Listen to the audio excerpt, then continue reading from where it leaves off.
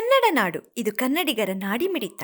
ರೈತ ಗೊಬ್ಬರ ಸಿಗ್ತಾ ಇಲ್ಲ, ರೈತರೆಲ್ಲರಿಗೂ ಪರಿಶ್ರಮದಲ್ಲಿದ್ದಾರೆ, ರೈತರೆಲ್ಲರೂ ಕೂಡ ತ್ರಾಸಲ್ಲಿದ್ದಾರೆ ಅಂತ ಹೇಳಿದ್ರೆ ಅವರು ಸಾಧನಾ ಸಮಾವೇಶ ಮಾಡ್ಕೊಂಡು ಹೋಗಂತ ಕೆಲಸ ಮಾಡ್ತಾರೆ. ಈ ಸಾಧನಾ ಸಮಾವೇಶಕ್ಕೆ ಸಾರ್ಥಕತೆ ಆಗಬೇಕಂದ್ರೆ ನಾನು ಒಬ್ಬ ವಿರೋಧ ಪಕ್ಷದಲ್ಲಿದ್ದು ಇವತ್ತು ಶವಗಳ ಮೇಲೆ ನೀವತ್ತು ರೈತರು ಆತ್ಮಗಳ ಮೇಲೆ, ರೈತರು ಸಮಾಧಿಗಳ ಮೇಲೆ ಇವತ್ತು ನೀವು ಸಮಾವೇಶಗಳನ್ನು ಮಾಡ್ತಿದ್ರಿ. ನಿಮ್ಗೆ ಏನಾರ ಕೊಂಚಿತ್ತ ಆದ್ರೆ ಗೌರವ ಇದ್ದಿದ್ರೆ, ರೈತರ ಬಗ್ಗೆ ಕಳಕಳಿದ್ರಿಗಿನ ಅವ್ರಿಗೆ ಸ್ವಾಂತನ ಹೇಳಿ ಪರಿಹಾರವನ್ನು ಕೊಡುವಂತ ಕೆಲಸ ಆಗ್ಬೇಕು ಅನ್ನೋಂತ ಒತ್ತಾಯವನ್ನು ಕೂಡ ಸರ್ಕಾರಕ್ಕೆ ಮಾಡ್ತಾರೆ. ಸರ್ ನಾನು ನೋಡಿ ಒಂದು ಮೆಕಾನಿಸಮ್ ಇದೆ. ರೈತ ಆತ್ಮಹತ್ಯೆ ಮಾಡ್ಕೊಂಡಿದ್ದ ತಕ್ಷಣ ವಿಲೇಜ್ ಅಕೌಂಟೆಂಟ್ ಹೋಗ್ಬಿಟ್ಟು ಅಲ್ಲಿ ನೋಡ್ತಾನೆ. ನೋಡಿ ಸರ್, ಈ ಸರ್ಕಾರ ಬಂದು 2.5 ವರ್ಷ, ಎರಡು 2.5 ವರ್ಷದಲ್ಲಿ ಈ ಸರ್ಕಾರ ಬಂದು 2.5 ವರ್ಷ ಆಯ್ತಾ? 2.5 ವರ್ಷದಲ್ಲಿ ಸುಮಾರಾಗಿ 3,400 ಮಂದಿ ರೈತರ ಆತ್ಮಹತ್ಯೆ ಮಾಡ್ಕೊಂಡಿದ್ದೆ. ನಾನು ದಾಖಲಾತಿ ಇದೆ, ಕೊಡ್ತೀನಿ ನಿಮ್ಗೆ, ಆಮೇಲೆ ನಾನು ಮುಟ್ಟಿಸ್ತೀನಿ. ಕೇವಲ 1.5 ವರ್ಷದಲ್ಲಿ ಅಂದ್ರೆ 2.5 ವರ್ಷದಲ್ಲಿ 1.5 ವರ್ಷದಲ್ಲಿ ಅಂದ್ರೆ ಈ 1.5 ವರ್ಷದಲ್ಲೇ ಇವತ್ತು ಹತ್ತತ್ರ ರೈತರ ಆತ್ಮಹತ್ಯೆಗಳನ್ನ ಮಾಡ್ಕೊಂಡಿರೋದು 981 ಮಂದಿ ರೈತರ ಆತ್ಮಹತ್ಯೆಗಳನ್ನು ಮಾಡ್ಕೊಂಡಿದ್ದಾರೆ. ಇಲ್ಲಿ ತನಕ ಇದೆ ಪರಿಹಾರ ಕೊಟ್ಟಿಲ್ಲ ಅಣ್ಣ. ಇಲ್ಲಿ ತನಕ ಇದೆ ಯಾವ್ದನ ಮಂತ್ರಿ, ಇವತ್ತು ಕೃಷಿ ಮಂತ್ರಿಗಳಂತ ಚಲುವರಾಯ ಸ್ವಾಮಿ ಅವರು ಯಾವೊಬ್ಬ ರೈತರ ಮನೆಗೆ ಹೋಗಿ ಸ್ವಂತ ಹೇಳಿದಾನೆ, ಯಾರೋ ಒಬ್ಬ ರೈತರ ಮನೆಗೆ ಹೋಗಿ ಪರಿಹಾರ ಕೊಟ್ಟಿದ್ದಾರೆ? ಒಂದು ಉದಾಹರಣೆ ಕೊಟ್ಟಿಲ್ಲ, ಒಬ್ಬರಿಗೆ ಕೊಟ್ಟಿಲ್ಲ. ಈ ರೈತರು ಇವತ್ತು ಈ ರೈತರು ಏನು ಡೆತ್ ಆಗಿದಾರೋ, ರೈತರು ಏನು ಆತ್ಮಹತ್ಯೆಗಳನ್ನು ಮಾಡಿಕೊಂಡಿದ್ರು, ಆ ಆತ್ಮಹತ್ಯೆಗಳ ಅವ್ರ ಮೇಲೆ ಆ ಶವದ ಮೇಲೆ ಇಟ್ಟು ಇವತ್ತು ಸಾಧಾರಣ ಸಮಾವೇಶ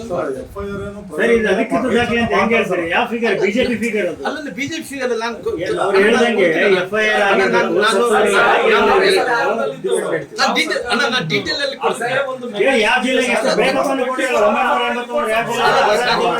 ಅಲ್ಲಿ ನಾನು ಎಲ್ಲ ಡೀಟೇಲ್ ಕೊಡ್ತೀನಿ ಅಣ್ಣ. ನಾನು ಎಲ್ಲ ಕೇಳಿದ್ರಲ್ಲ ರೈತರಿಗೆ ನಾನು ಮುಟ್ಟಿಸಿ.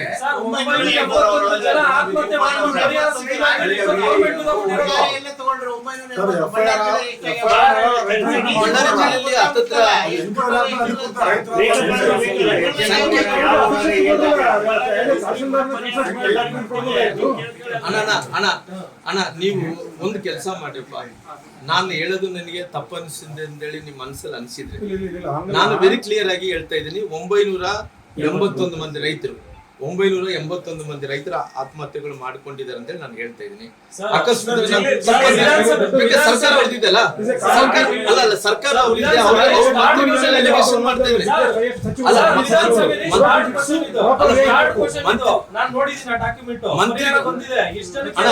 ಮಂತ್ರಿಗಳ ಮೇಲೆ ಅಲಿಗೇಷನ್ ಮಾಡ್ತಾ ಇದ್ದೀನಿ ನಾನು.